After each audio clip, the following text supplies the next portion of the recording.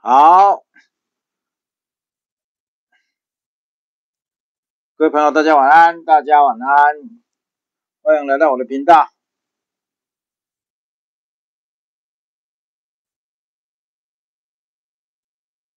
等各位上来啊，等各位上来啊。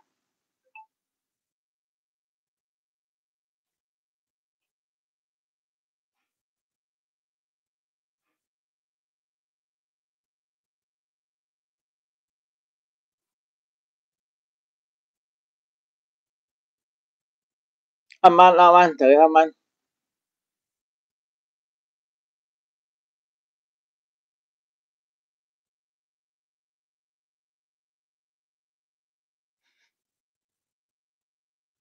来，40几个人了，40几位上来而已了。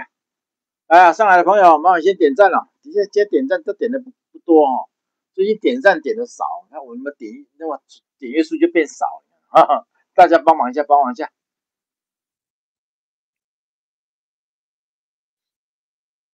新年快乐，新年快乐！哎，要一年了，2026了，好快，吓死人！2026了，好像我们这个年纪，就每年都，哎，每年到这过年都感慨万千哈，好吓人啊！哈哈，这个你这第一次主持上来听哦，哎，谢谢了，谢谢。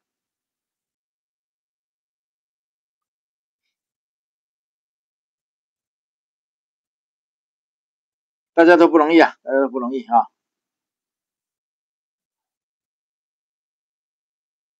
哎，你们我们一般，明天有没有休假？明天没有吧？明天上班吧？因为我实在不知道什么时候。我们元旦只休今天，对不对？啊，明天是上班的吧？之前都听重播，我知道啊。这个时间上班了，还没下班了，可能还在回家路上嘛。刚回到家里，可能就要赶着做晚饭了，赶着干嘛了，所以这个时间没有多少人上来，有时间上来休息的。我之前定的这个时间，就是也是因为要错开嘛，那个8点哦，8点9点那个都重灾区，你知道，那个都很多节目都在那个时间了。我们那个时候刚刚开始做，不敢跟人家正面硬刚，你知道，所以我们就躲到这个7点开始了。不过我们无所谓啦，反正大家可以听重播嘛，是吧？口碑扣卡，生日快乐，谢谢，新年快乐，新年快乐，新年快乐，大家快乐，大家快乐，明天回家了哈，好，谢谢。生活就这么简单了，我们每个人把自己该做的事情做好就好哈。自从我开始讲51周，开始讲主党之后，我好像就没有讲到其他的题目了，因为我还是觉得现阶段最重要是我们51周的宣传嘛。所以说啊，我们各位你所担心的事情啊，只要51周全部能解决，什么退将啦，什么匪谍啦，什么通敌的人啦，甚至那些司法改革啦，我问你啊，所有东西只要进入美国51周，甚至成为美国属地之后，美国法律这个是抓很严啦，这什么叛国这还得了啊？开玩笑，这些人关几百年了。台湾这一块哦，我们自己的法律居然无能为力的，所以这只能靠进入美国，这个是一个很奇妙的事情哦。台湾人因为这个是没办法，因为台湾还有很多什么既得利益者，是中国支那人嘛，这一批人到今天还放不下他们的既得利益嘛，所以所以他们还会什么故意打压台湾嘛，对不对？你说那个什么郑丽文这些人，因为他做的太过分了，他们自己的什么，他们自己不分区立委出来打他们嘛，因为知道你这样搞下去，他们没法选举嘛，对吧？我们的郑丽文来走，我就询问你们国民党的人，郑丽文今天把什么调子拉的这么高了，他是在为你们国民党谋福利，还是为中华民国谋福利，还是为共匪谋福利？难道你这个都分不清楚吗？台湾人不会这么没有政治意识吧？这摆明他就在他的组织是中国嘛，他可以把台湾把国民党就卖给中国，他一点都不什么不犹豫的。我跟你讲，他吃高白狼吃狗肉人够狠，吃狗肉人是比较狠的，是吧？哦，对啊，所以我们只觉得了哈，所有的困难，其实真的入美国50亿都解决了。还有我现在这样说了哈，先跟这样说了，我们的团队现在大概就是3个方向了。以后对美的哈，对美的所有工作，当然我们责成我们的党主席郭大使嘛，他这一块就轻就熟，驾轻就熟嘛。那很多人讲说，哎呀，我怎么加美国加日本也可以啊？可以啊，你要加日本可以啊，你们对日本有情怀的也可以加入我们政党。我们未来对日由我们秘书长领导哈，我们秘书长对日这一块他是很有研究的。我们秘书长对日本这一块，他是准备要去日本打官司的，所以我就跟各位讲了，我们做事都要什么，打蛇要打7寸。你要推动对日的关系，台日什么？你们说台湾还要回归日本，我也同意啊，只要推得动我都同意啊，我只要摆脱中国，我就什么都愿意。但是你们对日的人，你们在做一些虚功，你们几十年来什么一步也是一样，一步都走不出去。因为你们什么？你的党你去讲去拜靖国神社，我就问你了，拜靖国神社是民间的行为，这种民间的行为有任何意义吗？我这个很诚恳的问你们了啊，你们去拜靖国神社，我问你了，我没有反对拜靖国神社啊，我没有反对过，我是说拜靖国神社跟台湾要回到日本这个诉求到底有什么关系？所以秘书长那天跟我讲他说他觉得要回到日本只有一条路，就是去打官司嘛。因为其实有一种说法，台湾日本对台湾还有剩余主权，这个剩余主权跟当年的什么琉球那个事情可以做一个借鉴。这个东西我跟你讲，这种东西你如果只是主张是没有用的，所以必须要去打官司嘛。所以说我们的秘书长他是一直有这个规划。他说他如果没有人呢，他要一个人去打官司，因为他自己在研究这些法条啊。他说他也不用什么钱，他就一个人去日本打官司。我跟你讲，这些东西我都尊重，以我的态度，不管你是什么美国51州或是回到日本的怀抱，我都尊重。我们兄弟爬山各自努力，看谁能够先走出一条可行的路出来。这如果谁先走出一条可行的路，其他人赶快归队嘛。哎呦，美国51州比较可能因为川普的态度啊。如果说我们真的跟川普有接触过之后，发现郭大使可能回来报告说，我跟你讲加入美国有希望了，因为川普有这个意向了啊。那个时候可能我们就会把所有力量往这边走，往50州方面走。这是台湾唯一的出路，2条路。但是我内心我没有很觉得日本对台湾有剩余主权这件事情能够说得通了。因为我跟你讲，那个有没有通其实都是2回事。重点是高市早苗现在也什么在配合川普说话了。高市早苗告诉你我没有台湾主权，因为他也在配合川普。高市早苗看懂了川普是要把台湾收回去的嘛。但是我跟你讲，日本人你们日本念念不忘人，我不排斥你们你们还是可以去做那我们还有第3条路，就是由我来主导嘛，我就台湾的宣传工作。未来我们在台北，我们的什么党部在台北，我们在台北做直播，我们在台北做访谈节目，我们把这个把党的声量做大。然后我请各位朋友帮我多转发，还有我们后制的人员，现在后制群现在有7位了有7个人了，7个人未来他们都还在学习的未来可能我们后制的短影片的数量会增多。我们增量增多，那就是要靠各位帮我转发。如果你不会下载，不会转发，你就直接在下面一个分享，点分享过，直接转发过去嘛。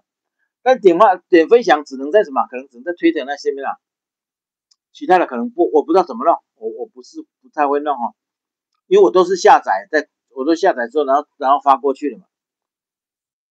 大概把这个方向定了，3大主轴，我们3个人各自去带领。如果各位有识之士愿意加入我们的话，我们把这3大主轴强化。你个人的你的强项在哪里？哪怕你没有任何强项，帮忙转发，也是一个很大的能量。3年半我一个人做，一个人转发，当然后置是朋友帮我的，但是我一个人做节目，我一个人转发，相当的能量都出来了。你觉得各位朋友，如果说我们有1000人、1万人的党员来转发这个，台美党不成为台湾最大党、最大声量的党，不要这样，声量最大的党，声量大了，我跟你讲，做任何事情都会成功了。这个时代就是这样，你有声量，你就会成功；你没有声量，人家没有人理你，是不是？我们先抢占声量嘛，然后我不是讲吗？陆战，我们有陆战的做法。陆战，如果有能耐的人可以过来帮我们，是吧？帮我们搞定陆战这一块嘛，对吧？因为你如果说你对地方跟地方势力很有关系，比较有关系的话，其实你都可以来做嘛。比如说我们的政党有一个好处，我们是柔性政党了，我们不可能走刚性政党，不太可能这样做的。只是我那时候讲说，哎呀，你要不帮我转发，我要把你踢了，那是种气话了，那种气话，不可能做这样的哈。这柔性政党，甚至我们主席想说柔性政党柔到什么程度啊？柔到不收党费的，不收党费。他认为可以像美国那种，只要精神认同，那就认同了。当然这样的说法我没有意见了啊，但是我觉得不收党费的未来的经费怎么办？怎么活动？他们说啊，这个党就是要靠什么？靠募款，都可以。这个是只要因为现在未来的党主席是郭大使嘛，这个他要去伤脑筋了，这个不是我来伤脑筋的事嘛。我为了负责，我把我的宣传工作做好。似乎我们已经安排好所有的一切了，我们1月17号在台中7期那个 CBD 那个场合，我的老朋友都知道，因为我回来第一次办线下聚会，那次来200多人，就是在那个 CBD 哦，所以应该很多人知道 CBD。到时候我们会再做那个，那就是1月17号嘛，那是党员大会了哈。党员大会那就正式而且那一天会有谁？内政部人会派人来监督嘛。我们真的在开党员大会嘛。然后党员大会之后呢，这个党就可以正式跟内政部申请。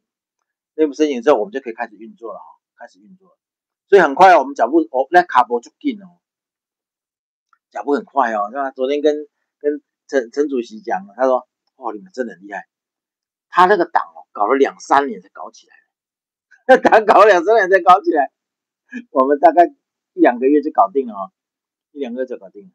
他说呢，100个身份证影本多难拿，我们一次就搞定，而且我们得到远超过100个这个数字啊，也就是什么，我们做的是对的事啊，做对的事，它一定有它的能量，做对的事就有它的能量嘛哈。这个能量只要一烧起来哈，哇，那不得了，好，所以各位一起来吧。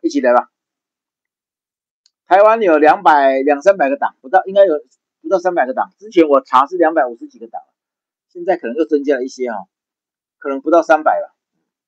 但是我就问你了，你有300个党，有几个党？你听过几个党？在台湾的党，你只要让人家听过名字就很了不起了，好不好？很多人组党是多送啊，你知道吗？我党主席啊，很多人台湾人很喜欢这种虚名的。台湾人爱操鬼嘛，所以说很多人说，我当主席了，我遇到过几个党主席啊，他的党我都没听过了哈，但是很多人也孤芳自赏哦，一送以后，来给你一送以后，但我们是要做有意义的事情哦。我认为现在可能一下子就可以冲到第3名，我们应该冲到第4名是绝对没有问题的，然后打败超过民众党也是指日可待，因为他们已经没有声量了。慢慢再超过国民党，我们就第2大党。那个时候我们就什么，台湾的什么执政在野都是什么，都是台派的，一起你的没还漏啊！不要我们每次总统大选吓得要死啊！我们每次总统大选最怕说，哎呦，这要怎么办哦？就是要被国民党拿走，那明天就跟中国统一了哈。未来我们就会像美国这样，左派右派民主党左派，共和党右派，左右政党的轮流执政，就没有什么共产党什么事了啊！放心好了，放心好了，我们的只要我还在，我这个政党绝对不可能走偏，相信我，因为我会很强势的哈。如果是党内的党务的事情，虽然我不管了哈，但是你如果方向偏的话，我会很强势的要把它拉回来的。因为我现在就是一个创党人，我的名义叫创党人。创党人是一个，你可以把它说是一个很高的位置，也可以说是一个普通人，这个看你怎么运用，存乎一心了。如果我们的这党务了发展的很正常，我这个创党人就躲起来了哈，就做我的宣传就好，我什么都不会管，我什么都不会管，我就把我的宣传做好就好。但是如果发现不太对劲，我会再跳出来的哈，是不是？就是说我们要有一个监督的力量，包括各位都可以成为我们这个政党未来监督的力量。我敢把事情讲开了，我就是准备好要走这一条路。我们不像你关门里啊，柯文哲当时啊，他敢讲这些话吗？他好怕去讲什么贪污的事情，因为他他有贪污，他怕人家讲嘛。我们什么都不会做，所以我们什么都敢讲，敢讲出来，基本上大概这个事情就成功一半了。对不对？我说嘛，我是一个所有事都要讲在前面的人，所有东西把它讲在前面，就是我在跟你打契约，虽然是口头契约，但是我们在跟观众朋友、跟党员、跟全国同胞，我们在定一个契约。我就是这样走。如果我哪天走偏了，请你随时指教我，随时指教我。我的余生就要做这件事情，做一个干净的政党，对台湾有帮助的政党。小欧联盟听说是红的，我是不知道。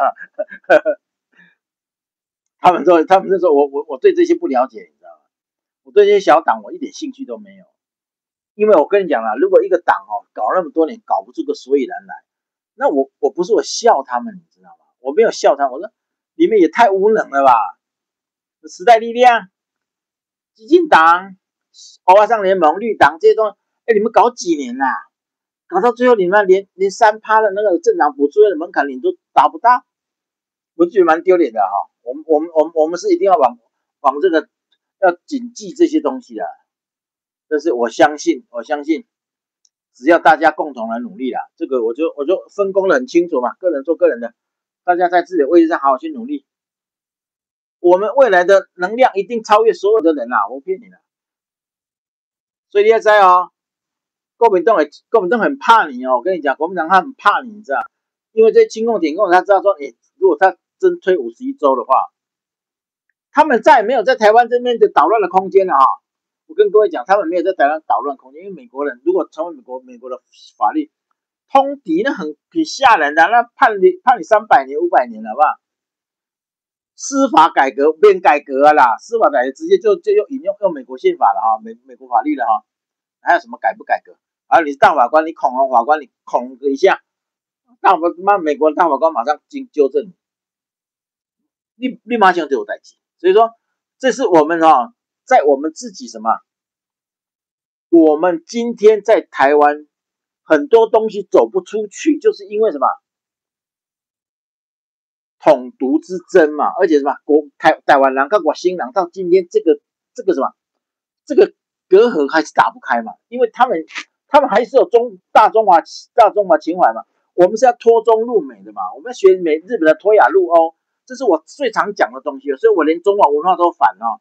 那天我讲的中医，很多人来骂我，我这世人好骂是应该，因为我会讲真相，我就会讲真相，要脱离中国这种什么粪坑文化，否则我告诉你，台湾永远走不出去。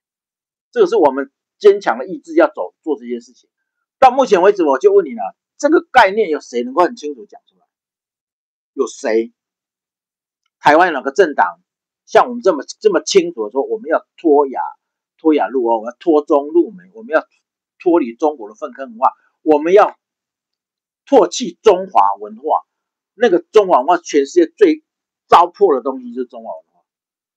我们明明台湾人受过日本统治啊，我们发挥日本的什么武士道精神就 OK 啦，日本的文明精神已经够了，你干嘛一定要去找中国的文化？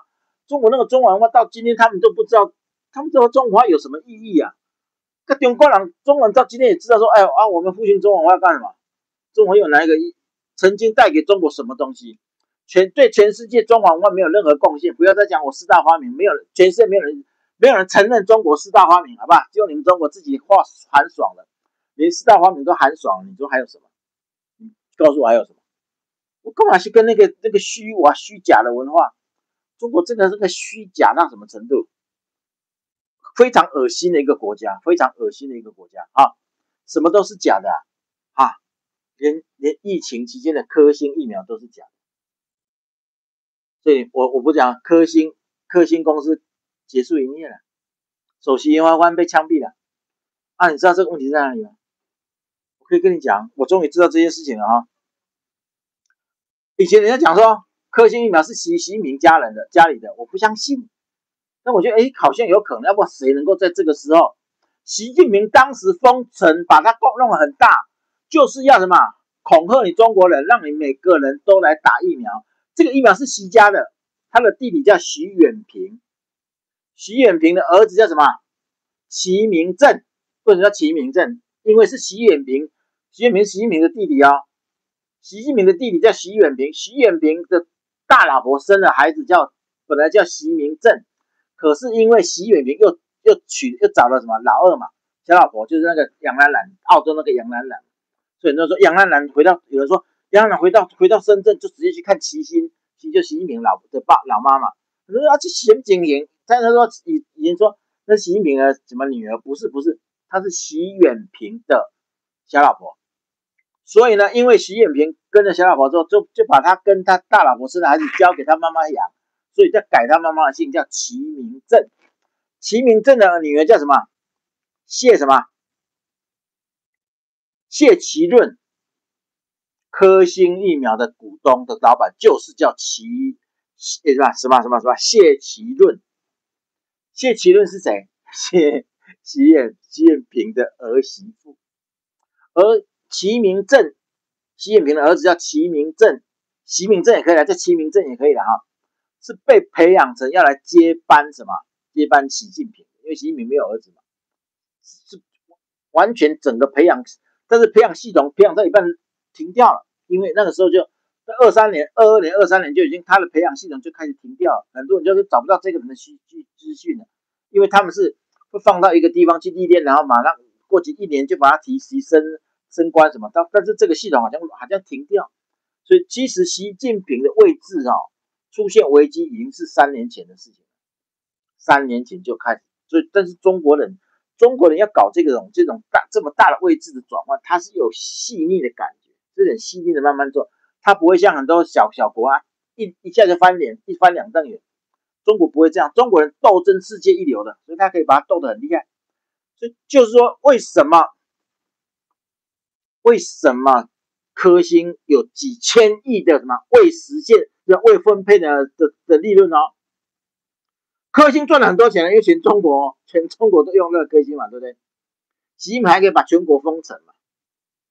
全国封城的情况之下，用全国封城要恐吓所有的人要去打科兴疫苗，为什么打下来无效？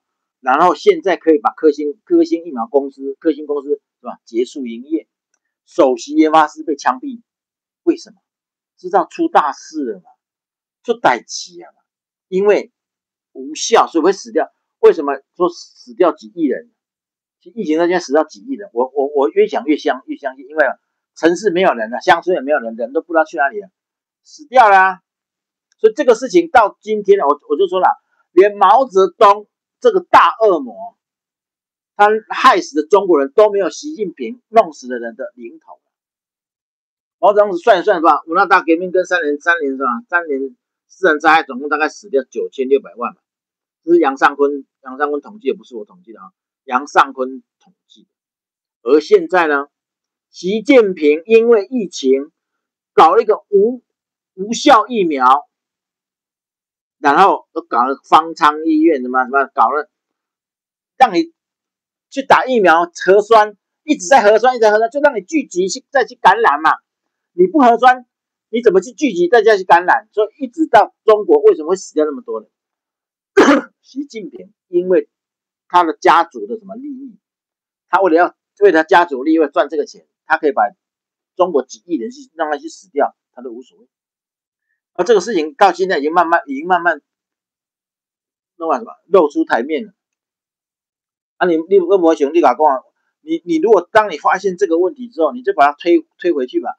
以之前集美所有的封城啊，所有的核酸啊，所有的疫枪是吧？他到底理由在哪里？为什么他这样做？你后面干他们家就光这一次贪了多少钱？这个事情就这样慢慢的糟啊。还有那个什么，记不记得于朦胧的事？于朦胧是那时候就剑指哪里？剑指习远平。因为习近平那个时候已经发现他们的家族发生很大的问题，因为习近平的权力已经被架空，之后呢，他知道他们整个家族都保不住了。现在这个习远平跟他的儿子习明正，还有这个什么儿媳妇这个谢其论是泰国什么正大集团的长公子。你们不知道泰国正大集团有多可怕，在整个新疆了我们新疆那边的朋友都说，正大集团在这边养什么？正大集团是做饲料的，但是他是这样，他跟你签约，我猪仔啦，还是说羊仔啦，小猪啦，或者小羊或小牛啦由正大集团帮你供应，那个什么饲料有帮你供应，但是你帮我养好了，养到出来了多少钱，一起因为你就表示他财力有多强大，可以做到这一点。所以正大集团控制中国的整个畜牧业。我那个时候，因为我有朋友是正大集团在新疆的什么一把手嘛，新疆区正大集团一把手是一个女的是我前女友的同学。这个人他来什么？来东莞2次，我请过他吃2次饭。他也认识我，我们交情还不错。我那时候在想说，哇，而且太够的公司正大集团为什么在中国可以做这么大？其实我还信，你知道，我那时候不相信。为什么不相信？中国人中国的可以让你外国人做，就是这些嘛，茅山道士啊，加工行业卖到国外赚个3%、4%的毛利，这样的公司他会让外国人做。只要是内销的有利润，是不会给外国人做的。因为我知道嘛，所以台湾很多在内销上做内销的人，在中国大部分都出事了嘛。因为你那么能赚钱，我怎么可以让你赚钱？我中国不会让你赚钱所以他就把一个一个拔掉。那这种情况之下，正大集团为什么能活？我一直不知道，到这2天才知道，原来正大跟习家有什么关系，对吧？正大集团会竞赛习明正，未来如果顺利的话，是会当中国的嘛？会取代会继承习近平的，那可能是吓死人的，对不对？就是这样，所以整个事情就看出来，说当时我说科兴集团突然解散，然后他的首席研发官被枪毙，这个时候台湾人他就这些公司告诉你，现在所有东西都出来了，包括于朦胧事件，为什么把那个谁把习远平给拉出来，为了拍到习远平在这个事件上，这个献祭的事情上，他是有角色的。好，那有这个角色的时候，因为他知道习远平之后，他们家庭家运已经衰落了。因那天他哥习近平只要垮掉他们全家，我跟你讲，全家都会被发配，不是发配边疆的啦，一共超过4了。他们那个什么敌人太多，宿敌太多，所以说包括什么新疆的马兴瑞是习近平的铁杆呢，这么最大的马仔他在新疆主政嘛，结果被垮下，现在变成一个什么？换一个，那什么忘了？现在换那个谁的？换王岐山的人马出去了。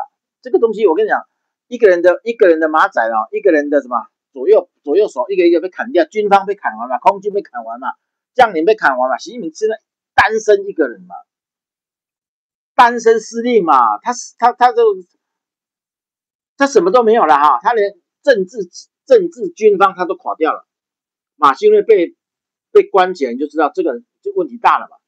所以习近平为什么当时去中欧访问、中亚访问的时候，他要回中国，他不敢直接飞机，不敢飞到北京，他怕被飞弹打下来。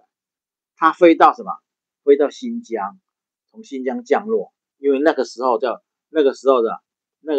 新疆，马兴瑞就是他的人。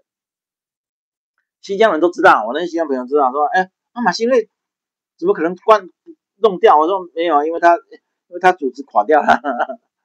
从整个系统你看就知道了哈。所以你就知道说，共产国家多恐怖。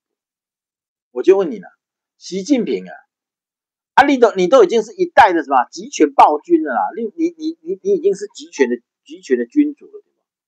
那我就问你，这个国家都是你的，国家都是你的，你又何必要去贪这个污呢？如果当时他不是用科兴，因为习近平没有读书，你知道吗？他最大的毛病是他没有读书，他不懂，所以他为什么把科兴那个首席研发官枪毙了？因为他觉得被他骗了嘛。那个人跟他讲说，我这种疫苗是最有效，这种疫苗其实是最旧的嘛，灭活疫苗是最旧最古老的疫苗，效果现在来讲那个效果已经现在讲细菌的病毒都已经他妈的更新换代几代了，你用那个最早的那个灭活疫苗怎么会有效？但是当年他可能也是被骗了，所以发展这个东西，最后才发现完全没有效果。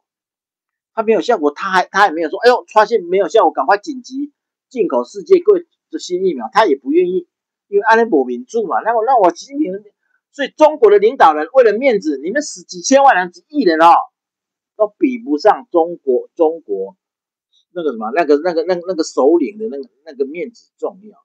包括谁？毛泽东也是这样，毛泽东也是弄死了那么多人他就是为了面子因为他那时候把中国的什么3年自然灾，根本那3年没有任何自然灾，他把所有的粮食是吧，救济的那个什么，好像还罗马尼亚还是什么，还是南斯拉夫我忘了，反正就是救济那些苏联的共产国家，然后让中国人29千万，他有没有一点遗憾？他没有一点自责？没有。习近平这样弄死了几亿人，4亿人，那个李洪志说4亿人嘛，我那时候还是有点奇怪，忘记期待公共，那可能死4亿人。现在现在李洪志先生说中国疫情死4亿人，我现在越看越相信了。我问你啦，他死4亿人习近平他有没有跟你讲我就拍谁我心里自责我怎么跟这样搞？我的一个错误死了4亿人，没有任何遗憾。所以也就是说，当他的所有东西都被搬出来，雨朦胧的事情，我跟各位雨朦胧是在中国是家常便饭的事情。他为什么被爆出来？是因为这个事情牵扯到习近平，其实就是这个都不重要，重点是拉你习近平下台嘛，道理就是这么简单所以台湾人，你把这些东西再给他该说完了弄完，就发现原来道理就在这里，看起来是很那个你可能会觉得说这个代志呢错综复杂，其实我跟你讲，其实都没有，你找到主轴了你找到主轴，你就知道说原来内部是这种，所以中国人，所以台湾人在说了阿尔巴尼亚，我讲这名讲唔对啦，我一直说罗马尼亚反正那些中亚、中欧的国家那种我都不认识什么尼亚什么尼亚，个西洋不讨我唔知。那我就说台湾人，你现在还敢说你不关心政治吗？你关不关心政治，决定你什么未来陷入中共那个什么全世界大疫情，我都可以来赚钱，把你害死的那种国家，或者是成为美国最民主国家的国民，成为中国的国民，等着被当割器官、当器官库，人家已经说清楚了把你们台湾抢回来，我就是把你们台湾当器官库，这个很多人讲过了好，你是当人家器官库，还是去美国成为美国人，然后享受世界最文明的不光是最文明的那个生活，还是精神生活是最文明的。况且我们要跟着美国跟日本同时成为百年崛起的一个基础。百年崛起呢，各位啊，百年腾飞，百年崛起，我讲归你啊，全台湾只有我在讲啊，你觉得我讲的对还是不对？因为未来的晶片，他说黄仁勋说未来晶片的用量会成长10000倍呢，各位，不是1倍，不是10倍，不是100倍，10000倍。而目前这10000倍还是只有台湾人能做。我就问你，目前有哪一个国家能用？没有，还是只有台湾了啊。所以说我讲这些东西，如果配合晶片再度成长起来，我们称亚太营运中心，我们把那我最讨厌的新加坡啊，新加坡政府我是很讨厌的，新加坡人民我觉得 OK 了，新加坡人很好了。新加坡政府对台湾从来没有善意过，为什么？因为他们要靠中国嘛，他们觉得经济要靠中国嘛。但是这样的人，我跟你讲啊，你根本不是台湾的对手了。台湾了出几个雄才大略的总统出来，我跟你保证这些都不是对手。台湾可以同时发展很多东西。科技继续发展嘛，我们就回过头来，我讲了嘛，回过头来发亚太营运中心嘛，世界的金融中心嘛，全世界交易中心嘛。哇靠！3大金融中心，其中有一个就是台湾的时候，我告诉你，你台湾啊，你的薪水就会像什么新加坡这样翻几番。所以你老公，你如果觉得我不关心政治啊，那你要薪水，你一个船厂的人要薪水怎么高起来？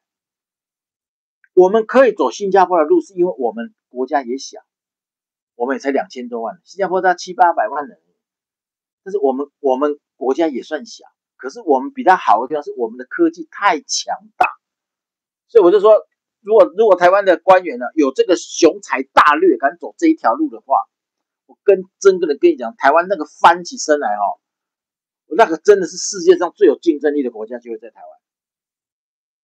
而且如果再加入美国的话，我们会成为美国最重要的一州了。然后呢，用美国的名声，我们又可以什么？我说美国是霸权，美国美元的这个卫福系统是收割全世界韭菜，这个不可否认啊。有一天我们也可以成为割人家韭菜了，你不高兴吗？你不高兴啊？我觉得很值得去推广哦。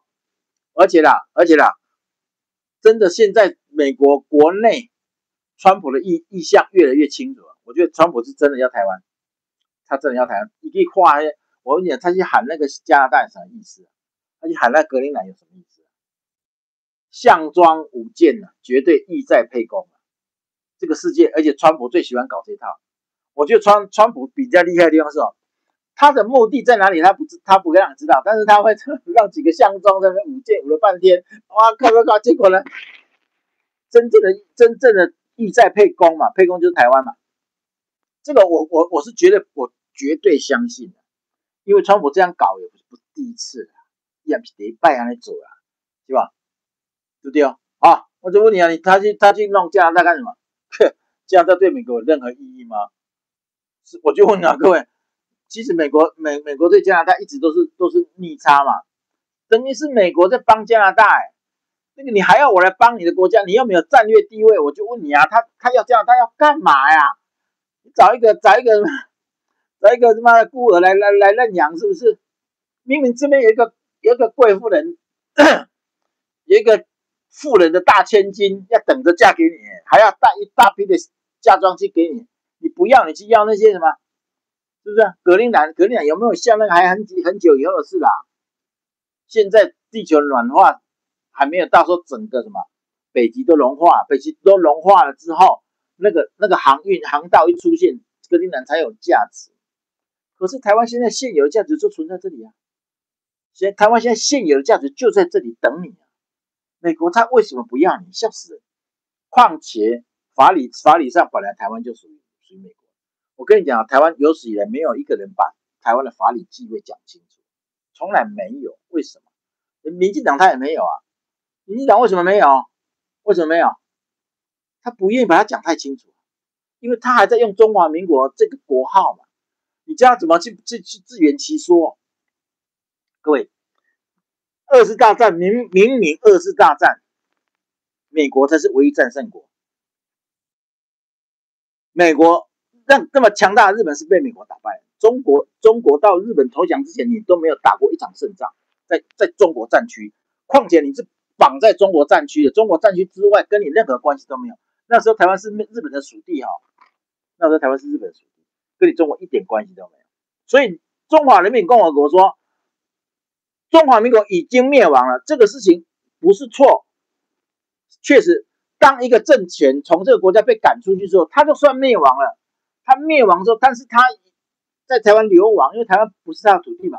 如果当时之前台湾是中国的土地的话，蒋介石这个就不叫灭亡，因为他退居到自己的国土的一块海外飞地，他这样他还可以说我中华民国的法统还在。可是这个台湾这块土地不是你的，是日本的。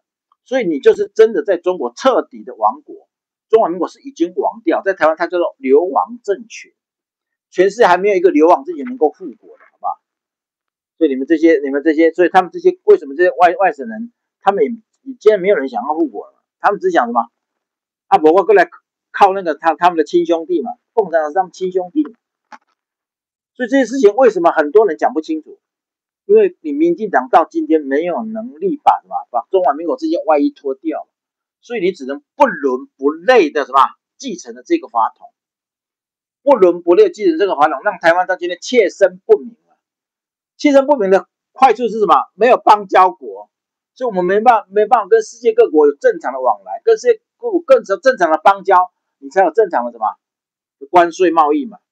我们现在跟大部分的国家，我们都是要要付很高的税嘛，所以台湾人厉害在什么？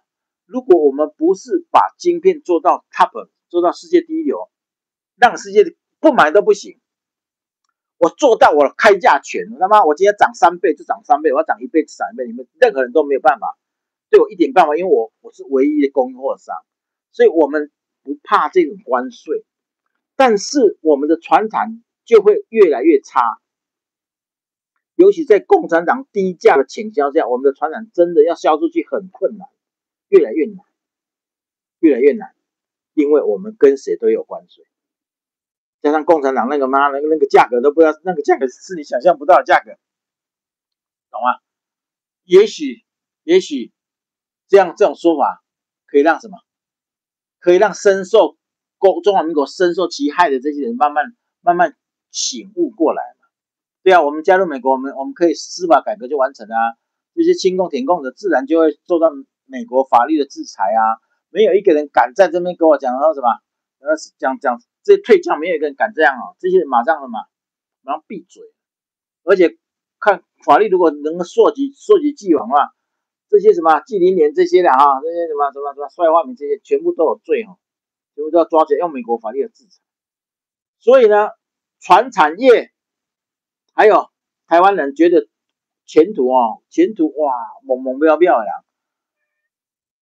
只有51州这一条路是你真的现在应该用心去推广，用心去去在乎的。可不可以扣30块短信？请问廖董，台湾人打入美国太空和卫星供应链的看法？台湾人可以打入全世界所有的供应链，这个是一定的，你知道吗？因为在这一块，晶片、伺服器这一块，还有什么？还有整个零件这一块，台湾已经天下无敌了，不是说只有太空供应链而已。我就问你，哪一个供应链不是台湾人在掌握？哪一个不是？对不对？任何全世界的马斯克，你的 SpaceX， 你的什么？你的脑机，我问你，哪一件事情不需要台湾？所以台湾是，所以我就说嘛，我之前是不是讲过了？我很久以前我就讲过一句话，台湾这块土地有台积电这个晶片这个活水在灌溉这块土地，这块土地会长出非常非常多你以前不知道的东西，因为晶片的活水一灌溉，变成晶片的上下游的产业链，它会一个一个爆出来嘛。我是不是刚回来就在讲这个了？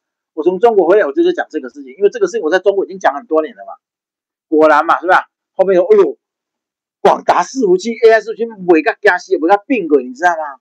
量又大，价格又好，碳细，所以我家里广达，哇，你给你可能年终奖金惊死人啊！还有什么？还有多少？还有鸿海啊，是吧？还有伟创啊，那种惊死人的呢。对我真正是我真的是一个没有什么偏财运的人。我这世人真正无偏财，我讲笑。我之前不是说我埋伏有点钱了啊，几十万而已，没有多了。埋伏在群创，对不对？我认为群创会涨，我之前公开讲过了，结果不是有人要借钱吗？中国那个老婆那个，还有别人要借钱，我就把那个什么群创的股票卖了，连续3只涨停，看你也气死啊没了，看你会不会气死了？哎，我说人哦，人真的，我实话讲哈，上天哦真的是没有要，他上天永远都让我什么，我不愁吃穿了，但是我要再发财可能很困难了。连我是想，我想说，后来我点了，我没有偏财运，我就这个群众我就公开讲过了嘛，我就丢在那边，总有一天你要涨上来的嘛。结果涨上来之前我把它卖了，还不是为了我自己的事情卖啦，为了别人的事情嘛啊，没关系啦，不过我都笑一笑了，笑面对嘛。钱这种东西身外之物啦，当然我也希望有钱啊，谁不希望有钱啊？但是没有钱我也没有很遗憾了，所以呢，我就是没有很遗憾，我才拿出来当笑话讲嘛。我如果很遗憾的话，我就舍不得拿出来讲，就不愿意拿出来讲，这没关系哈。但是就是说，只要我们活在台湾啦，我们有这么多朋友，然后我们有一个这么高的理想要去做，我们有这么多的人生目标要走，我问你啊，还有什么遗憾的？我没有任何遗憾，每天都很快乐，没有任何遗憾。好了，做今日伊朗，明日中共了哈。你想想看了，伊朗在巴勒维的时候了，伊朗曾经有民主政府叫巴勒维啊，那个时候我很小的时候，伊朗是非常发达的国家。那个时候伊朗的波斯人，波斯美女是谁个加西朗，你知道吗？波斯女人是很漂亮的，他们那种什么比基尼啊，什么迷你裙啊，满大街都是，好不好？结果现在你看，他们要头发包起来，整起来把揪。那个时候的巴勒维的时候，它的币值是什么？1块美元会换70块波朗币，不是波朗，那个是吧？伊朗币啦，1块换70块伊朗币，现在是1块换142万，70块跟142万，鬼不会干什么？所以兄弟们，真的不要再讲说你不关心政治啦。你们伊朗当年把巴勒维这个民主政权赶走之后，用了什么？那个时候叫什么？用这个叫这个宗教这些东西啊，这些人真的是最坏的，你知道吗？几十年来完全没有为伊朗的民生。伊朗有那么大的什么石油含量，它有那么大的石油含量，它可以把一个国家带到这个地狱深渊啊！伊朗现在已经开始反，基本上反那个暴动了。他们已经可以把巴勒维的巴勒维的那个什么科梅尼照片拿出来烧了嘛，他已经不怕了。为什么不怕了？恁爸无饭当吃了嘛。现在就伊朗他已经什么？你看啊，他的汇率70块变成142万了，140万，那等于那个币已经完全比他妈卫生纸还没用了哦。当然我要出来反抗啊！结果你的科米，你们这种货色，我就问你们，你们什么叫宗教领袖？宗教领袖为什么会把国家带入这个程度？带入仇恨，带入战争，带入什么？带入贫穷。你伊朗人，你还不懂得出来抗暴吗？你还不懂出来抗暴吗？那你们的国家再推翻一次嘛？那你以前就把巴勒维推翻了，为什么不能把这些东西推翻呢？所以呢，这种情况之下，中国人民也要，你要弄清楚哦，在我这边你要，小粉红，你听节目你要听清楚哦，你要听清楚这件事情哦。什么清楚？如果中国这样继续发展下去，它只能步入伊朗的后尘，因为中国的三驾马车，经济三驾马车已经垮掉，只剩下一个外销。外销现在美国正在收拾你的外销嘛，美国在跟你打贸易战嘛，所以正在收拾你的外销。虽然你现在外销还很好，但是因为是你低价赔本流血输出，只是为了换回一些外汇，这样的东西很快就会把一切都搞枯竭。好了，有人问我一件事啦，你明明知道习近平要垮了，所有的迹象都证明习近平要垮了。习近平要垮了之后，中国可能会有机会走入一个比较好的，因为他们像胡春华这些人上来，胡春华是团派的嘛，团派也没有说多好啦，但是团派比较理性，他们有读书，比较理性，真是比较知道世界的局势，比较不会像习近平这样乱搞，他们不会像习近平这样乱搞。所以如果中国有一个领袖出来，他是一个按部就班在走，中国是有机会在这经济有机会再起来。他们说，如果习近平下台了，我们还需要进入美国51州吗？这个很多人在问哦。说习近平都下台了，那我们如果像当年这样习近平下来像台湾之前这样跟中国的关系这么密切嘛，以前台湾的外销40%几是卖到中国的嘛，现在大概只有20%几卖到中国。他说如果中国换了一个团派的人上来，我觉得他们认为台湾是不是可以再跟中国有接触，然后就不用去靠美国？错。当时我们进中国就是因为当时我进去的时候还是江泽民，江泽民相对也比较开，因为人家是上海人嘛，上海人，他们也是读过书的人嘛。江泽民你看他英文也很好啊，表示他了解世界嘛。后面的胡锦涛也确实把中国带得还不错，可是你说了这样的国家死性不改，不管你接下来的团派好不好，总会有一天又会，只要你要这样子啊，像胡锦涛他们把国家带到一个顶端的时候，红二代又出来了，红二代又出来收割了，说你们这些团派是我们的打工仔，你们给我滚掉，我们这些人我们是董事长，我们要接收了，然后一接收又垮掉了。中国已经这些年来的洗脑教育，中国人对台湾这块土地，他们已经天然的变成一种一种基因里的东西了。所以说，为什么在台湾人在国外遇到中国人就这样，因为台湾是中国的，他们就会喊这个东西的。如果这个第一怎么讲这些东西？他们没有办法，他们的教育就是这样，这种铺天盖地的洗脑教育下来，他们是不会给台湾活路的。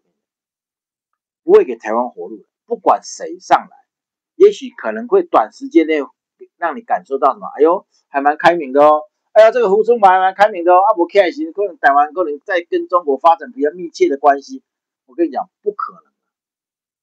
所以我们既然有路要走，如果台湾顺利成为美国1州，台湾就是第一岛链最前沿，这是一支箭直接插在中国的心脏地方。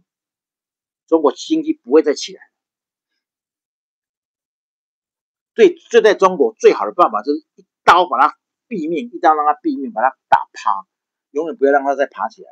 因为我说嘛穷了18代的中国人，才刚刚吃了3天饱饭，就意淫全世界，就想要统治全世界，这是中国人的悲哀。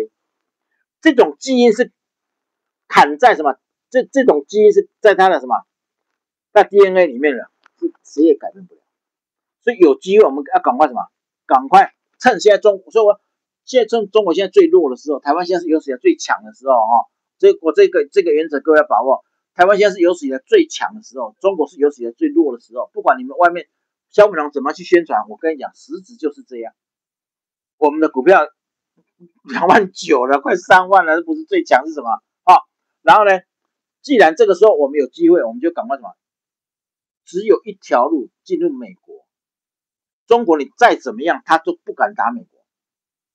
他也许敢打日本，他也许敢打台湾，他绝对放了100万个胆不敢碰美国。我可以跟各位讲，美国来打中国还是什么降维打击。我已经说过了，川普成立宇宙军几年了，你们根本不知道宇宙军在干什么。几年700亿美金的军费，你真的以为用在这些航母这些东西啊？真正美国人的黑科技是在太空。这个东西，这一块中国是绝对跟不上，因为他也没钱搞这些东西了。所以美国如果真的要打中国降维打击而已啦。所以美国的海军司令不会讲说让你变第一模式吗？是吧？我分分钟把你所有的火箭军的位置全部给打掉吗？因为你的火箭军的每一个火箭军的位置跟编制成员跟你的武器种类，你们早就已经泄露给美国了嘛。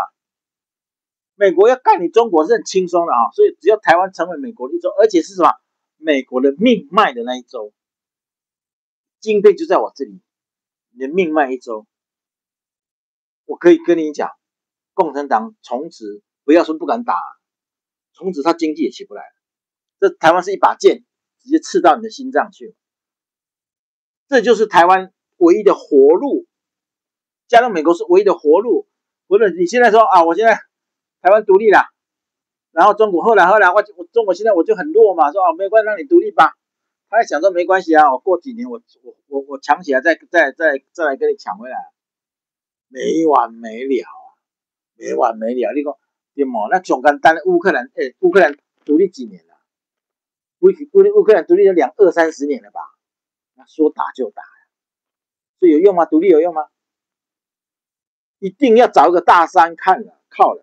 所以说我当年我一直很讨厌蒋介石，就是说，你当年你明明知道中国夹在日俄之间，中国必然要被这两个日俄一个国家统治中国抗拒不了日俄这两国。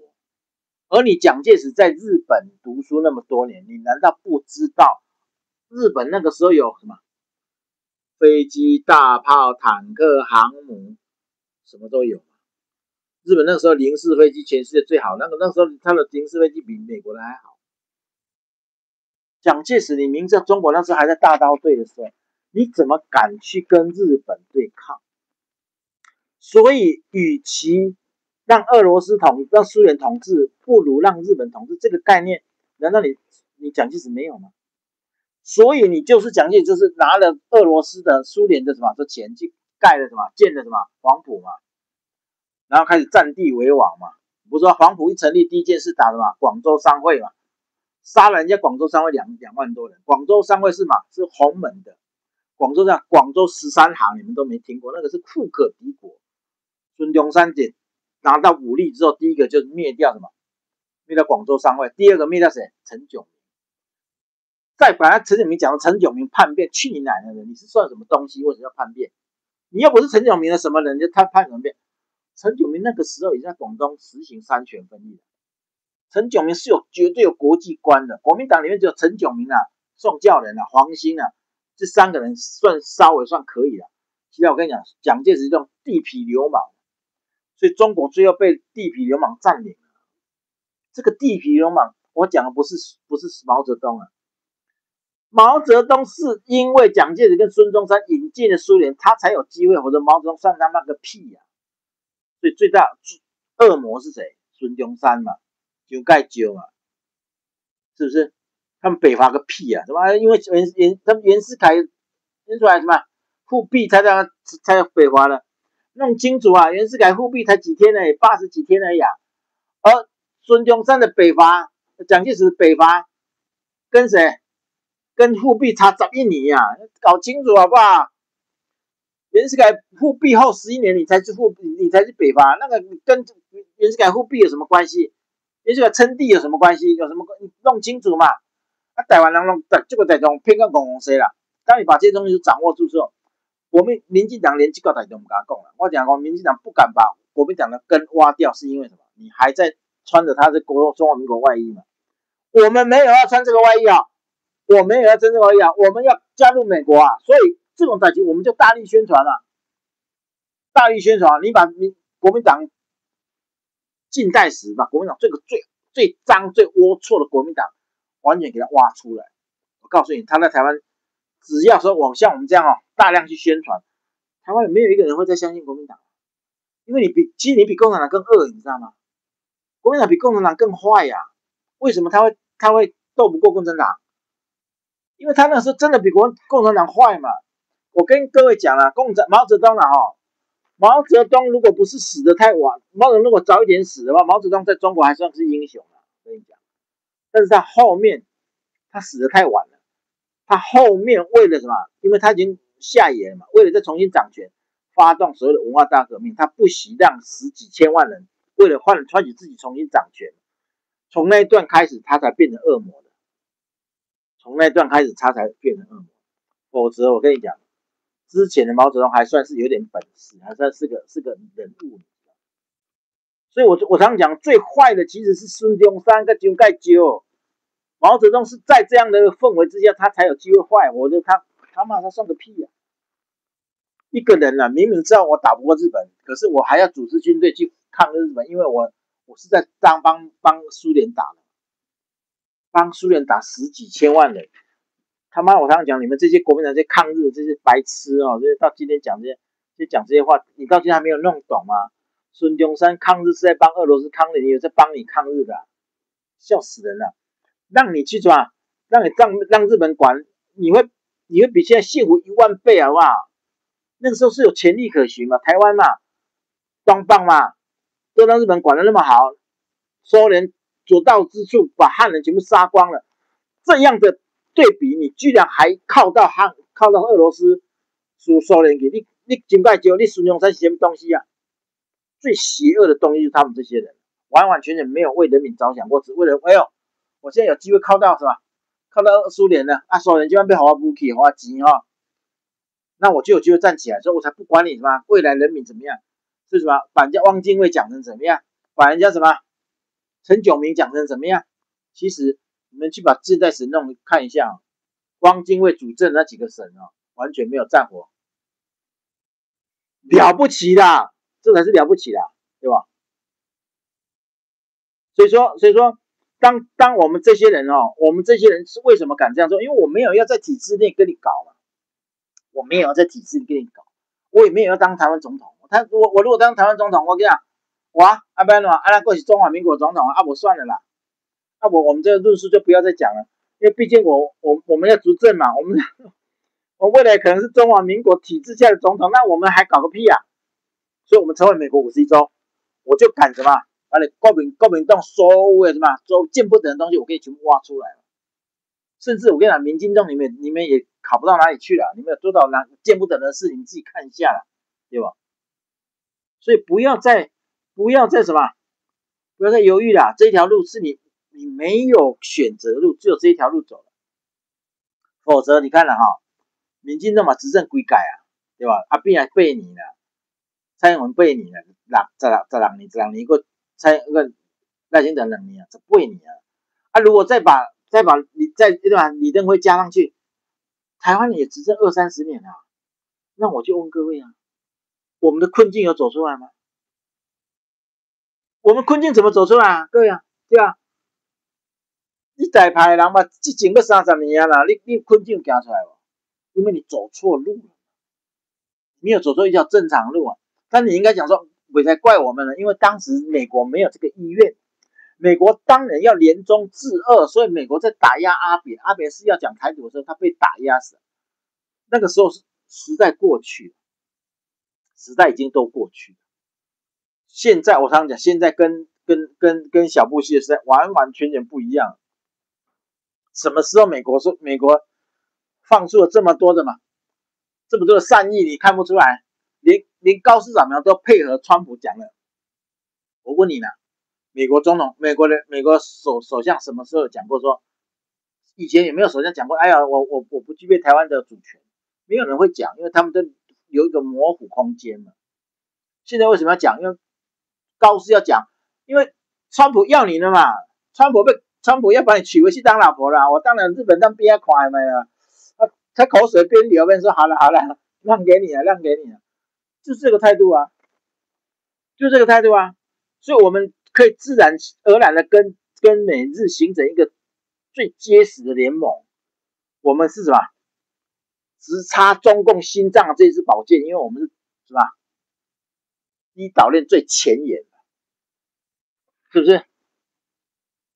所以要中国啦，所以说可笑是中国嘛？怎么演习的演习的作用是什么？演习作用是要围岛嘛？啊，我就问你啊，台湾的运输，台湾的任何生活，台湾的任何什么生产，台积电有任何受影响？演习了半天，台湾一点影响都没有，就不要讲了，会被人家笑。我演习是为了恐吓你啊，结果，你们怎么一点感觉都没有？你台湾股票还创新高，挑过野，台湾人就故意要妈的给你难看。你演习我股票创新高给你看，比如说台湾根本不怕你们这些人。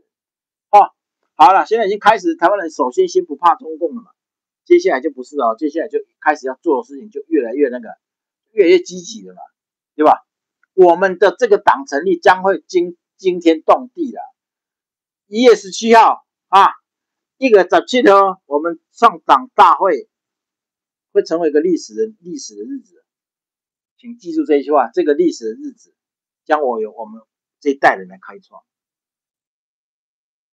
因为我从来没有干过一件事情，还没有做已经很轰动了，还没有做已经很轰动了，这个现在做丢嘛，你要做错了，你喊100年也没有人听你啊，没有人理你啊，就是你喊对了啊。在那个台中7期的 CBD， 我3年前第一次办线下聚会，那一次来200多人，那个地方，所以要回到对我的人生是一个重要的地方嘛。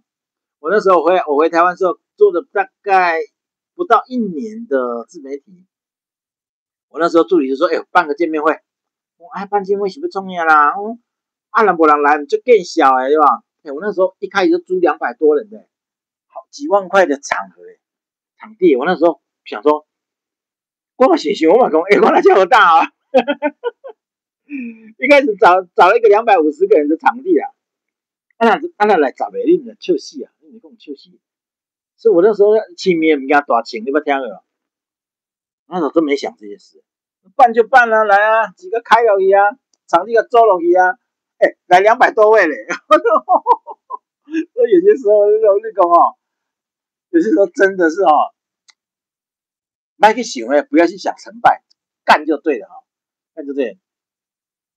那个时候我真的人家讲说，你得该办聚会办200几个场地，你真正你认为你真的那么有魅力吗？台中7期的 CBD 啦 ，CBD 怎么讲？这个到时候我们会公布啦。这个有啦，已经确定了，我们那个场地已经租好了。台中7期啦，好像是黎明路那一条，是不是？还是什么路？不是黎明路。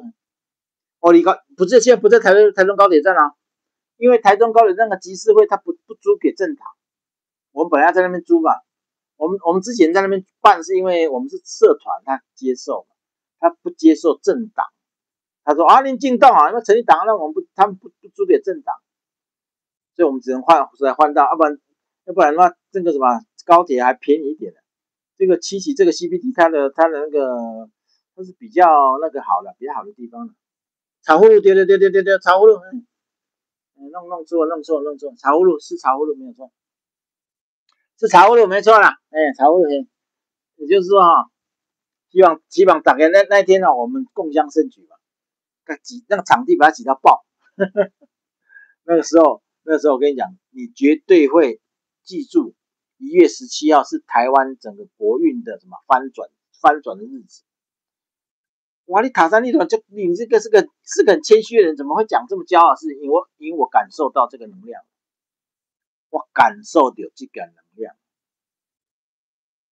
真的不是我在操多，我真的觉得这件事情，上天把这事留给我来做，他让天命告诉我必须要做这件事情，就简单的道理啊，呵呵，如果你要喊夜市喊了半天没有人理你，那件事就不要做。我们稍微稍微提一下，说每个人都认同，因为这条路是对的。既然路了丢，你就把它冲下去干下，对吧？这个就是这个道理了哈。独立的是安联年，好吧？你看最近你看到没有？那个当俄罗斯的莫斯科可能有史以来第一次被空袭，可能啊，我不知道以前有没有啊。好像以前那个谁，德国好像也没有打到莫斯科嘛。莫斯科这个有史以来第一次被空袭。最近莫斯科人什么哀鸿遍野，哀鸿遍野。难道你共产党你还不能接近吗？你就是菜是吧？你以为张幼霞不懂啊？而且哎呦，惊死人哦！俄罗斯跟乌克兰的那个科学的武力的悬殊的差距啊，都搞成这样了。中国跟台湾并没有那么大的差距哦，加上日本进来，加上美国进来，中国是绝对弱势哦。你要讲，在这整个事情上，中国是绝对弱势哦。不要再被这小粉红骗了，中国在对台湾没有一点点优势可言的啊，没有一点优势可言，因为你要跨一个叫200公里的台湾海峡，而台海战争最需要什么？最好的武器是什么？就是飞弹而已嘛。飞弹、长程火箭炮，这两样都是台湾具备最多的，台湾最多的。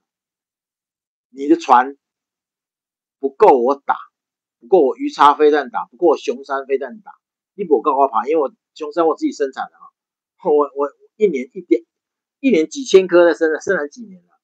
我们的雄三飞弹多到你想象不到，所以你中国的船不够我打，飞机你不够我打。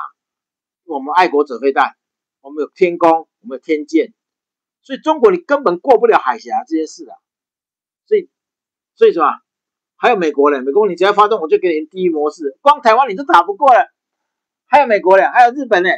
他妈的，日本现在心里想说，这个家伙尬尾乖呢，我们再发动一个战争，把中国打回石器时代，这些穷的18代的穷人啊，这韭菜，这泥腿子，中国这些泥腿子，才刚刚吃了3天饱饭，就想一统全世界，就想统治全世界，没有关系，再把打回石器时代。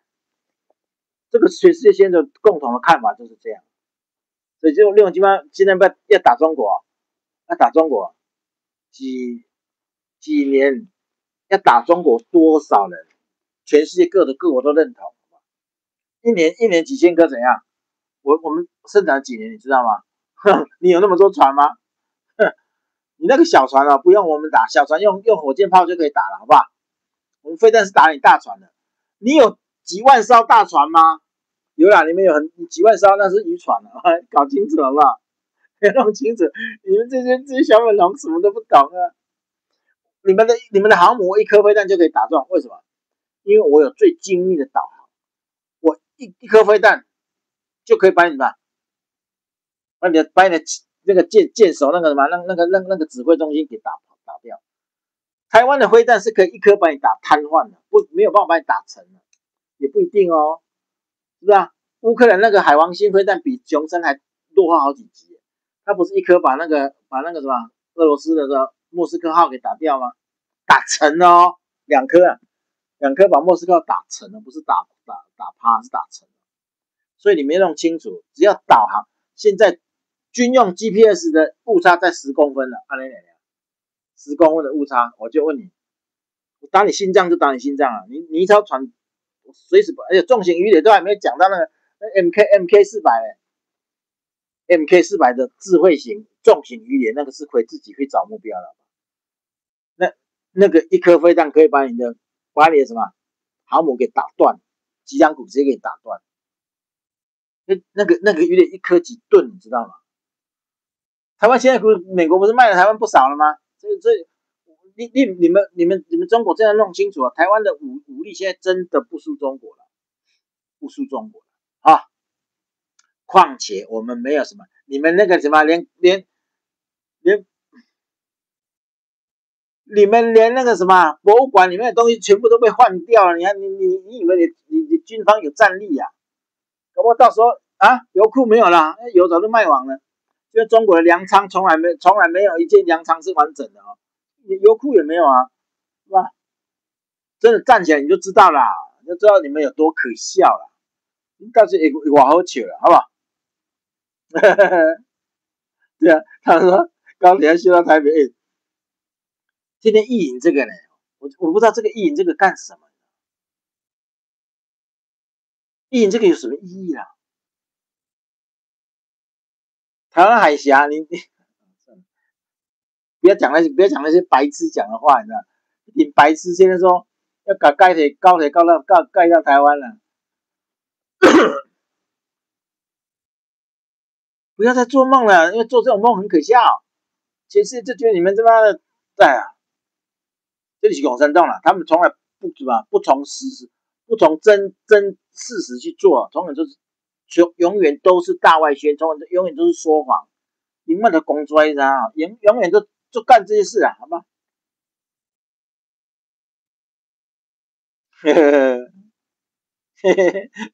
这个小粉红已经讲不过我们了，要溜了。哎，我现在都没有把你踢了，留你在那边玩一玩了，是吧？遛一遛小狗嘛，我再遛一遛这些小粉红，是吧？本来就是啊，我那件事说不对嘛，你供啊，你们自己说嘛啊，你们小粉红没关系啊，我容许你在我的频道啊胡说八道，我都没有踢你哦。那你如果你说啊，你可以说到让我服气嘛，你讲啊，你们厉害在哪里嘛？你对台湾的优势在哪里嘛？是不是？讲清楚嘛，讲清楚让我相信你嘛，是吧？永远在那边喊呼口号了啊！这个是不是那天那个什么什么返回那个是吧？还是哦，就那今天他们来了好几个在我这里哈、哦，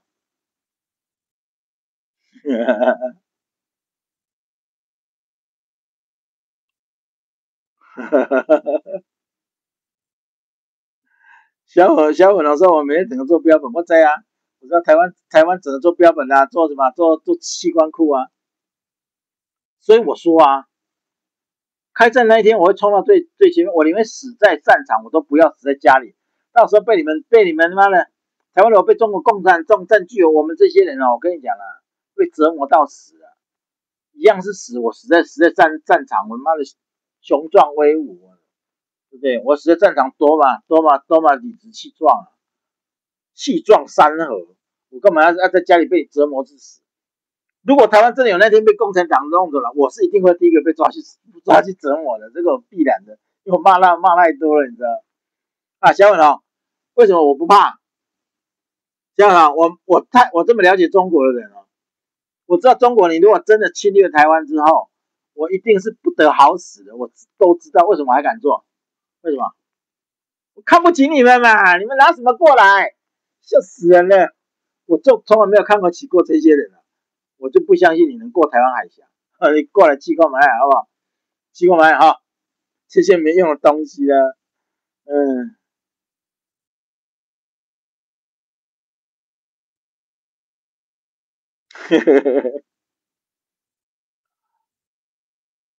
你有看到？你说看到某个翠文说快报蓝白红吓到了，害怕台湾加入美国51州，说你们可以台独，因为怕我们成为美国51州，所以他觉得你们可以台独了。这句话我已经讲很多次了哈，那有没有会不会这样？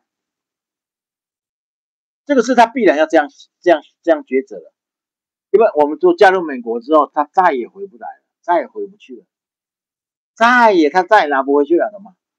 所以他只说啊，不要跟他往后啦，那个你们先台独好了啦。他用台独来压制我们51州，你知道吗？他有什么不能做的？是吧？共产党最厉害的地方就是他窝囊的时候，他躲到延安，现在2万人躲到延安，他在对吧？等待机会，他们再重新再起来嘛。所以共产党他们本来就是专干这种事情，所以没有什么奇怪的，没有什么奇怪的啊。台湾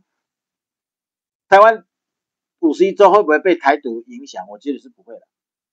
我认为台独人士可能慢慢就会加进我们这里了。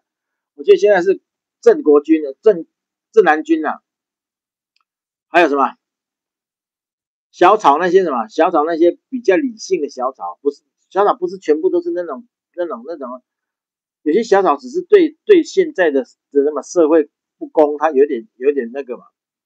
这些人，郑南军、小草，甚至我跟你讲啊，台独很多人都会靠过来。我跟你讲，现在在我们这边帮忙的很多是以前死硬派台独，好几个人留言就这样跟我说。我昨天已经有念过了哦，一直有这样一直跟我讲说啊，我其实我是死硬派的台独啦，但是听你这样讲，我觉得你讲是有道理。他觉得我讲是有道理，台独没有前途，没有出路，否则不会50年、70年走不出，家门口都没有往前走过一步。如果你这么有效，你早就应该走到一半了，对不对？台独路已经走到一半了，结果不是你现在连家门口都没有跨出去嘛？你为什么要用再继续背这样一个虚幻的东西来是吧？来浪费你的余生？你已经为这个东西浪费半生了哦，你接下来要做有意义的事情。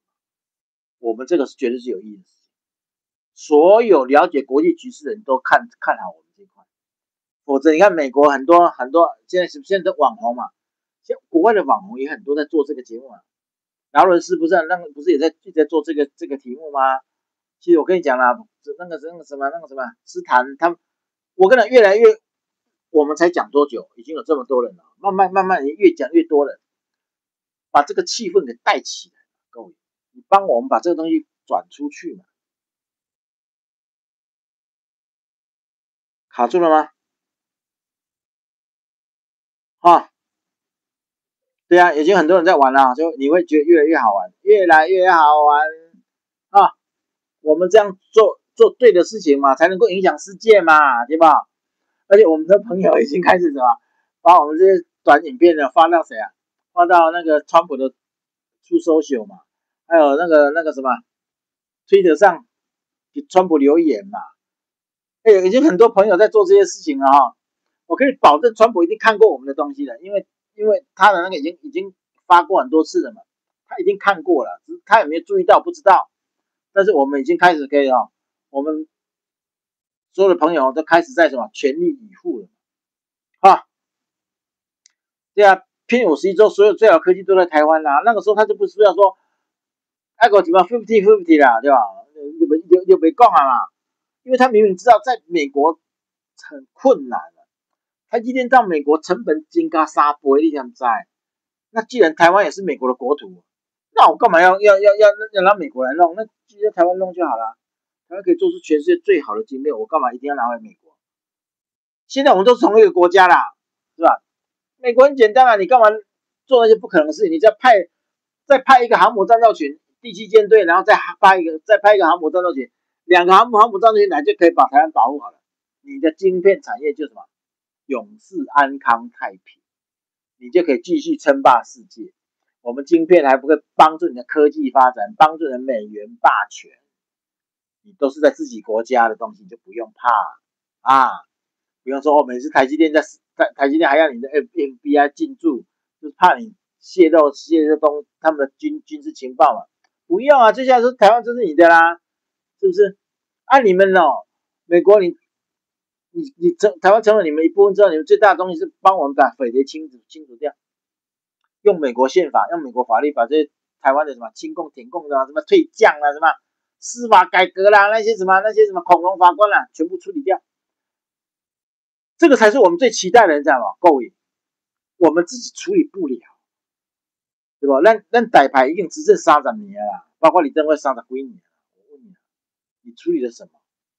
有些东西真的不好处理，因为在哈，那个恐龙法官这种一点人啊，然后这西瓜型啊，这人啊，都是他们的人啊，就是他们为了什么？他们的既得利益啊，就是压迫你台湾人啊，哦，但是真的进入美国51州，这些东西全部解决。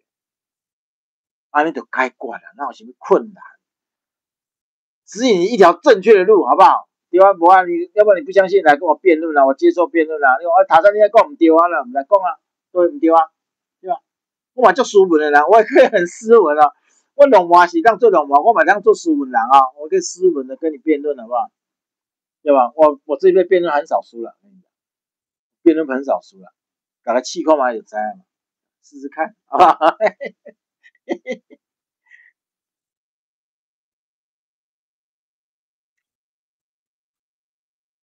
对啊，马英九居然无罪啊，蔡正元出来啊，没关系的，哎，所以我讲嘛，台湾的那些恐龙法官怎么可能判马英九有罪？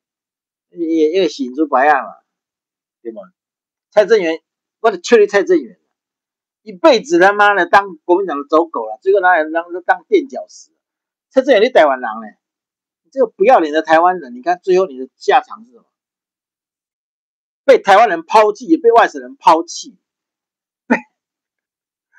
被马英九把你踢到马桶里的，踢到粪坑里的，你算他妈个屁呀、你丢人现眼了。所以我跟你讲啊，蔡正元你也悲哀领先开戏了，因为这次不得上诉，进去了。共产党拿什么救他？共产党从来不会救的，共产党永远说你没有利用价值，他就不理你了。我现在看到蔡正元要进去，我都快高兴死了，你知道吗？好啦，赖清德，这个代志算你得分啦，所以得我给俄罗斯好吧？蔡正元先抓个，郭正亮买抓入去啊，黄国昌能抓入去啊，真的啦，真的，清定下，为什么叫你清定下啊？因为你如果把这些东西哈，你司法它定个案，让他们赶快把这些该抓都抓进去，我跟你保证，你的声望会上升。至少是上升10个百分点。啊，你这边50几对吧？你现在50%几的那个认同嘛？哎，如果他60几也行，我讲啦，你就天下无敌啊啦！到时候你定冲到像高市早苗这样80几、90几哦，我看你这些什么，这在野党谁敢说话？你敢动？你们哪一个人屁股是干净的？我跟你讲，这些在野党没有一个屁股是干净的。赖先生，请你用司法去什么去处理这些事情。我没有说要你至少要司法去处理这些事情。我真的跟你讲，你的声望绝对腾飞，绝对飞上天上去，好不好 ？Crystal 呀 ，Crystal 75块，懂谢谢。家里的长辈对加入美国表示赞同。哎，我非常认为，如果被中共同意，台湾就完蛋了。好，丢嘛。是吧？你们家里的老人，尤其是啊，他们比较正南军这些人，听了台独运动，他们是非常害怕的。他们怕什么？台独之后，他们会被我们清算，所以我们加入美国就没有这个问题。所以我说，我们首先要什么？要吸引的是正南军这一块呢。我最早是，你看我现在都是对正南军的喊话，我有对你绿营喊话吗？我没有想要抢你绿营的票了，但是我们未来就是蓝军跟白军的票，这个才是我们最大公因数，好不好？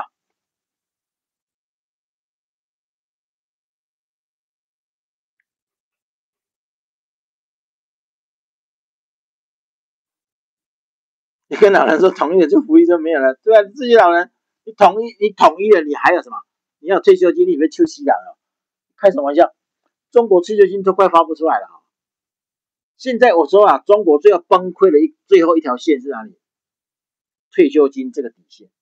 他现在退休金大概还发了出来，但是已经有点捉襟见肘了。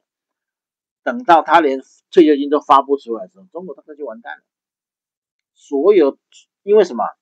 很多人在啃老，中国很多人年轻人没有工作，是老人家还有退休金嘛？啊，就在家里让老人养，他啃老。现在中国的年轻人大概大学毕业生啊，大概超过1半以上在啃老。我绝对没有夸张，1半以上在啃老。如果共产党连退休金都发不出来，这个连啃老的空间都没有了。我跟你讲，他们除了造反没有第二条路了，对不对？除了造反没有第二条路。我现在在期待中国的造反的底线在哪里呢？复国党讲说，现在中共曾经为了复国党开了一个内部会议，因为复国党在中国现在听说了还蛮有声望的，因为他鼓励这些人去抢这些贪官的，偷跟抢贪官嘛，贪官家里的满满的钱哦。贪官他们家里放的是现金啊。中共曾经我在5年前，他们就说要换那个什么，要请他们的这个纸币要换掉嘛。换掉原因是什么？要逼这些贪官把家里的钱拿出来换。那如果你拿出来，你就垮掉了哈。那如果我现在又换了纸币，结果你那钱没有拿出来弄完，他半年1年后他就宣布无效了。他们要把这些贪官的这些贪污的钱全部都充公嘛。但是这个事情我5年前我就听说他们要这样做，到今天都没有做，为什么？大家都贪啊，什么谁愿意干这个事情？工商银行存钱的目标，我不是讲了，我12月17号，我不是汇了3万人民币吗？所以说你们去我前期吗？在中国就是东莞塘厦工商银行钱，我在台湾查那个钱就在工商银行，就是领不出来，到今天几天了？我让我那个钱自己去处理，我没办法啊，因为我说我在台湾只能帮你查到说这个钱已经进去了，他如果不行，他退回来或者怎么样，我们才知道钱已经进工商银行，他怎么处理，我们是没有能力去管。中国看不看到那样，他可能缺钱，缺到说国外寄过来的，我就把你什么坑死，就是这样。这个是我自己发生的哈我前天还是什么，我还去台湾的银行查了半天了才查的，我把这汇款电文的编号啦什么编号全部都转进去了嘛，让他去查嘛，到今天没有消息。你就知道讲中国是散到鬼啊，没拖去，真的，你银行就开始坑你了。我前妻他退休了，但是他退休前是官员，他不是一般人，他都被坑这样了。你一般人呢？我讲你一般人呢？一般人被坑死，你还能你屁都不敢放一声了，我跟你讲，干你屁事！70块短谢谢。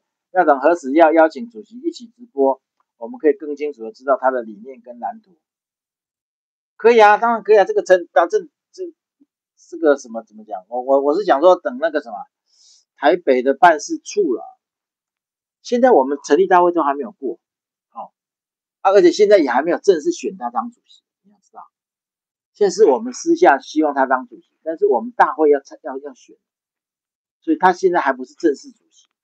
那正式主席这个东西，我们一定会请他来那个的，因为如果在台北的办公室嘛，那公司成立之后，那我一定会让他一起来做节目的，一起来做节目的，这个必然的，一定会做的哈。好，我顾啊，哎呦喂啊，万能金鬼啊，92分钟了。